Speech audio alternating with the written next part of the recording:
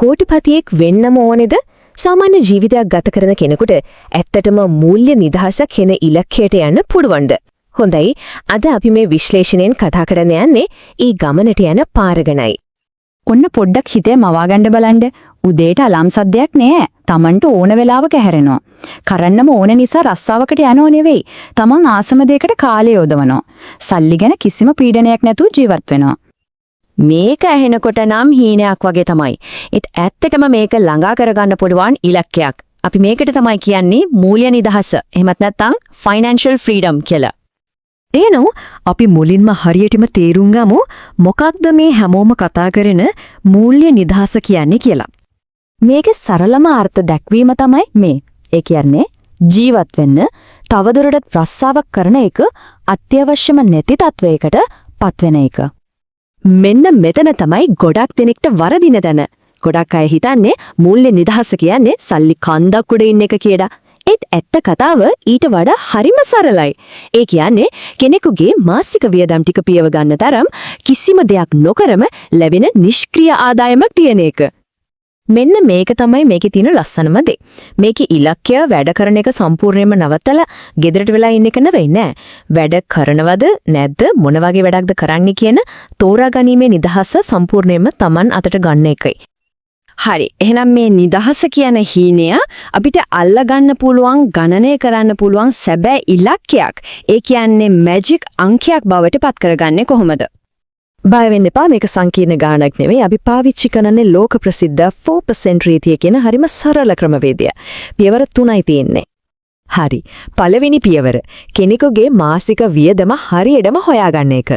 ගෙවල් කුලි, බිල්පත්, කෑම බීම, ගමන් බිමන් මේ හැමදේම එකතු කළාම අපි උදාහරණයක් විදියට හිතමු මාසික වියදම රුපියල් ලක්ෂයයි කියලා. දෙවෙනි පියවර ඊටත් ලේසි. ඒ මාසෙකට යන වියදම 12න් ගුණ කරලා අවුරුද්දට යන වියදම හොයාගන්න එක. ඒ කියන්නේ මේ උදාහරණය අනුව වාර්ෂික වියදම රුපියල් ලක්ෂ 12ක් වෙනවා. දැන් තමයි අපි එන්නේ තීරණාත්මකම පියවරට. අර අවුරුද්දේ වියදම 25න් ගුණ කරනවා. එතකොට එන උත්තරය තමයි මූල්‍ය නිදහසට අවශ්‍ය මැජික් අංකය. ඉතින් අපේ උදාහරණය අනුව ඒක රුපියල් කෝටි 3ක්. ඉතින් ඇයි අපි 25න් ගුණ කළේ?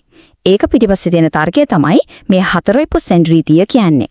ඒ කියන්නේ කෝටි 3ක ආයෝජන කලබක් ඉන්වෙස්ට්මන්ට් පෝර්ට්ෆෝලියෝ එකක් තියෙන කෙනෙකුට ඒකෙන අවුරුද්දකට 4%, ඒ කියන්නේ ලක්ෂ 12ක් ආපහු ගන්න පුළුවන් මුල් ආයෝජනයේට කිසිම හානියක් වෙන්නේ නැතුව. සරලවම කිව්වොත් රස්සාවක් නොකර ජීවත් වෙන්න ඕනේ සල්ලි ටික ලැබෙනවා. හරි, කෝටි 3ක් කියවම සමහරුන්ට ඒක ටිකක් ලොකු ගණක් වගේ දැනෙන්න පුළුවන්. ඒත් කලබල වෙන්න එපා. මේක එක රායකින් වෙන දෙයක් නෙවෙයි. මේක දිග ගමනක්. අපි බලමු ඒ ගමන යන්න අවශ්‍යම පියවර 4 මොනවද කියලා. මූල්‍ය නිදහසට යන ගමනේ අත්තිවාරම තමයි මේ පියවර 4. අපි දැන් මේ එකින් එක ගැන ටිකක් ගැඹුරින් බලමු. පළවෙනි සහ වැදගත්ම දේ ණය බරින් නිදහස් වෙන එක. විශේෂයෙන්ම ක්‍රෙඩිට් කාඩ් වගේ අධික පොලි ණය වලින්. මොකද ණය තියාගෙන ආයෝජනය කරන එක හරියට සිදුරක් තියෙන බාල්දියකට වතුර පුරවනවා වගේ වැඩක්. කොච්චර පිරවවත් වැඩක් නෑනේ. දෙවෙනි පියවර ඉතුරුම් අනුපාතය, ඒ කියන්නේ සේවිංග්ස් රේට් එක වැඩි කරන එක. ආදායමෙන් 10ක් ඉතුරු කරනවට වඩා ඒක 20ක් 30ක් වගේ වැඩි කරන්න උත්සාහ කරන එක හරිම වැදගත්. ඉතුරු කරන වේගය läගි වෙන තරමට මූල්‍ය නිදහසට ළඟා වෙන වේගයත් වැඩි වෙනවා. තුන්වෙනි පියවර තමයි ඉතුරු කරන සල්ලි නිකන් තියන්න නැතුව විනයක් ඇතුව දිගටම ආයෝජනය කරන එක. හොඳම දේ තමයි පඩිය ගත්ත ගමන්ම නියමිත මුදලක් ස්වයංක්‍රීයම යුනිට් ට්‍රස්ට් එකකට හරි ETF එකකට හරි යොමු වෙන්න සලස්වන එක. එතකොට හැංගීම් වලට ඉඩ නොදී විනයක් ඇතුව ආයෝජනය සිද්ධ වෙනවා. හතරවෙනි පියවර පඩියෙන් විතරක් යැපෙන්නේ නැතුව අමතර ආදායම් මාර්ග, ඒ කියන්නේ සයිඩ් හසල්ස් ගැන හිතන එක. ඒ අය වගේ අලුත් මෙවලම් පාවිච්චි කරලා කෙනෙකුගේ වටිනාකම සහ ආදායම වැඩි කරගන්න එකෙන් මේ ගමන තවත් වේගවත් කරගන්න පුරුවා. හරි. දැන් සැලැස්ම පැහැදිලි, ඉලක්කයත් පැහැදිලි. ඉතින් වැදගත්ම දේ තමයි මේ ගමනට පළවෙනි අඩිය තියෙන එක. ඒ අදම. මේක මතක තියාගන්න, මේක ස්ප්‍රින්ට් එකක් නෙවෙයි, මැරතෝන් එකක්. ඒත් පැහැදිලි සැලැස්මක් සහ විනයක් තියෙනවා නම් මේක අනිවාර්යෙන්ම ළඟා කරගන්න පුළුවන් ඉලක්කයක්. ඉතින් මේ විශ්ලේෂණය අවසන් කරන්නේ එක ප්‍රශ්නයක් අහලා. තමන්ගේම මූල්‍ය නිදහසට යන ගමනේ අංකය, ඒ මැජික් අංකය මොකද්ද? අද මේක ගණනය කරලා බලන්න. ඒක කොලයක ලියලා හැමදාම පේන තැන කලව ගන්න.